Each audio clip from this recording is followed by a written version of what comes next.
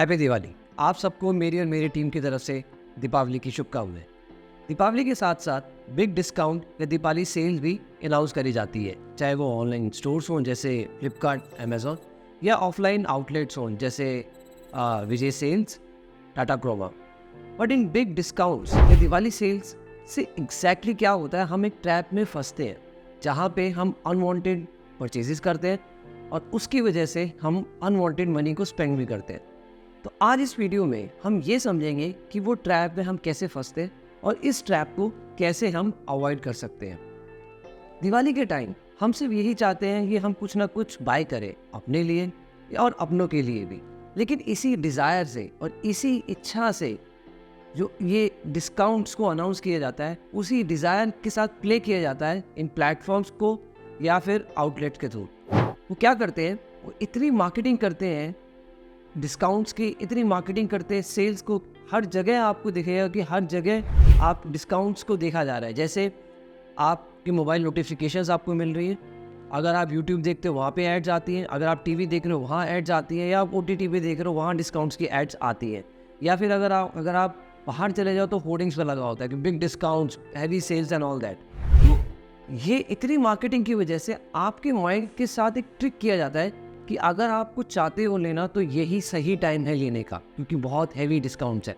तो क्या होता है कि आपकी इच्छा के साथ खेला जाता है और उस पर्सपेक्टिव से आप ना चाहते हुए भी कुछ ना कुछ ऐसी चीज़ें बाय कर ले तो शायद जिसकी आपको ज़रूरत नहीं होती है।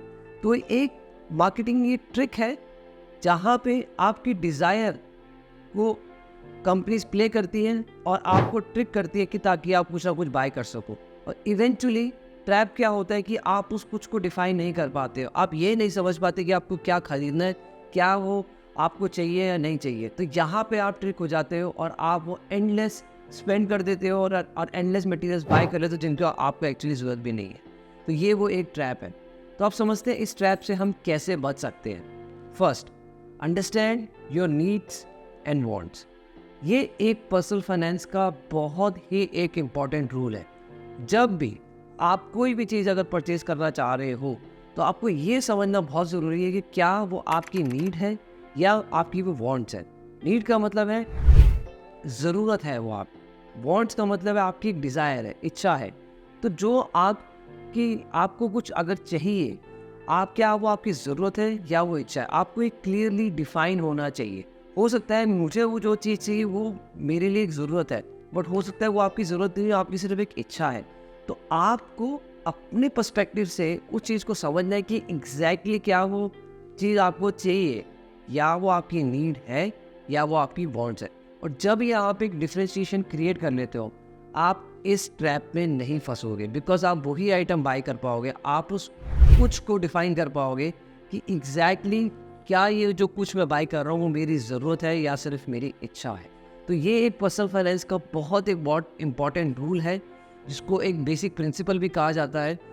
तो आपको बहुत ज़रूरी है ये डिफाइन करना कि ये मेरी नीड्स है या ये मेरी wants. Second, avoid the ticking clock. Generally अगर आप ये देखो कोई भी डिस्काउंट्स पे, चाहे वो ऑनलाइन प्लेटफॉर्म हो, चाहे वो आउटलेट्स ऑफलाइन आउटलेट्स पे हो, वहाँ पे ये लिखा होता है कि ये सेल सिर्फ आज के लिए है, या ये सेल्स कुछ नॉर्मल 3 आवर्स के लिए है या 4 आवर्स के लिए है, या ये stock 3 hour left, 4 hour left. तो ऐसे एक मार्केटिंग गिमिक्स होते हैं जहाँ पे ये लिखा जाता है कि ये बस ख़त्म होने वाली है डील, ये डिस्काउंट ख़त्म होने वाला है या ये स्टॉक ख़त्म होने वाला है। तो ये अगेन ट्रिक किया जाता है जहाँ पे हम अपना एक माइंड को यूज़ नहीं कर पाते कि हमें ये चीज़ चाहिए या नहीं चाहिए। हम एक फोमो में फंस जाते हैं कि अगर मैं अब बाय नहीं करूँगा तो वो डिस्काउंट चला जाएगा, या मैं अब बाय नहीं करूँगा वो स्टॉक चला जाएगा। तो अगेन इसको अवॉइड करो। And going back to the first step again, जहाँ पे आप इसको ये देखो कि आपको ज़रूरत है या नहीं है। अगर अभी ज़रूरत नहीं है तो आप उसको मत लो, उसको डिले कर दो, राइट।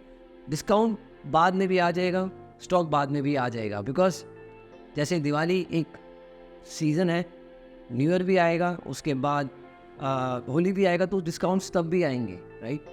आपको ये टिकिंग क्लॉक को अवॉइड करना है। एंड जिस दिन आपने अवॉइड कर लिया, थोड़ा सा आपने डिले परचेज कर ली, डिले करा उसको, अपनी क्लैरिटी ले ली कि नीड्स है या वांट्स है, तो आपको समझ में आ जाएगा कि आपने कोई अनवांटेड परचेज नहीं करी है। Third, understand the hidden cost of no cost EMI। Actually में ऐसा कोई कॉन्सेप्ट ही नहीं है कि नो कॉस्ट EMI का। कहीं ना कहीं आपकी परचेज प्राइस में आपकी इंटरेस्ट का कॉस्ट होता है। जनरली क्या होता है कि आप एक कॉस्ट ऑफ प्रोडक्ट होता है उसको आप EMI में लेते हो, और ये इतनी लुक्रेटिव EMI ऑफर होते हैं, आप इवेंचुअली उसको वो भी एक फैक्टर बन जाते हैं कि यार इतना अच्छा EMI का ऑफर है, क्यों ना बाय कर लिया जाए। तो इतने लुक्रेटिव होते हैं इस पर, और उसको लिखा होता है नो कॉस्ट EMI। जनरली देखा जाता है कि ऐसा होता नहीं है, नो कॉस्ट नहीं होती है, कहीं ना कहीं एक हिडन कॉस्ट होती है, इंटरेस्ट की कॉस्ट होती है, और एक कुछ हिडन टर्म्स एंड कंडीशंस भी होती है।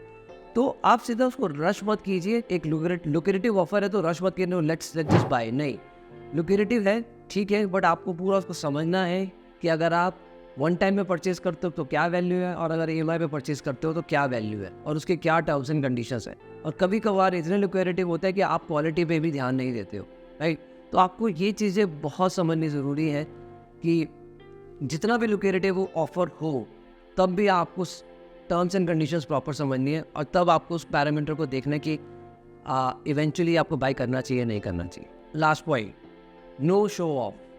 जनरली क्या होता है कि हम आसपास अपने पीयर्स में, अपने कलीग्स में या रिलेटिव्स में देख रहे होते हैं कि यार वो उन्होंने ये बाय कर लिया, उन्होंने सेल में ये ले लिया। हम आपस में भी बात करते हैं, दोस्तों में भी बात करते हैं, लेकिन उस अगेन वो एक माइंड ट्रिक हो जाता है कि यार उसने परचेज़ कर लिया तो मैं भी करूँगा, राइट। बट क्या हो सकता है कि उसने जो परचेज़ किया वो उसके लिए ज़रूरत हो, बट आपके लिए नहीं है, राइट।